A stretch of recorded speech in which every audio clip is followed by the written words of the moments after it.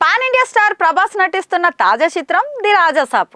ఈ horror comedy ఎంటర్టైనర్లో Nidhi Agarwal, Malavika Mohanan, Ridhi Kumar హీరోయిన్లుగా నటిస్తుండగా తమన్ సంగీతం అందిస్తుండగా ఈ చిత్రం డిసెంబర్ 5న ప్రపంచవ్యాప్తంగా విడుదల కాబోతుంది.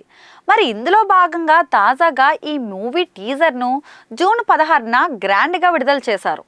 ఈ ఈవెంట్కు దర్శకుడు మారుతి, నిర్మాత విశ్వప్రసాద్తో పాటు మరో నిర్మాత ఎస్కేఎన్ హాజరయ్యారు. అయితే ఎస్కేఎన్ వేసుకున్న టీషర్ట్ ఈ వేడుకలో అందరి దృష్టిని ఆకర్షించింది. కారణం ఆ టీషర్ట్ పై జాతిని అనే పదం ఉండటమే.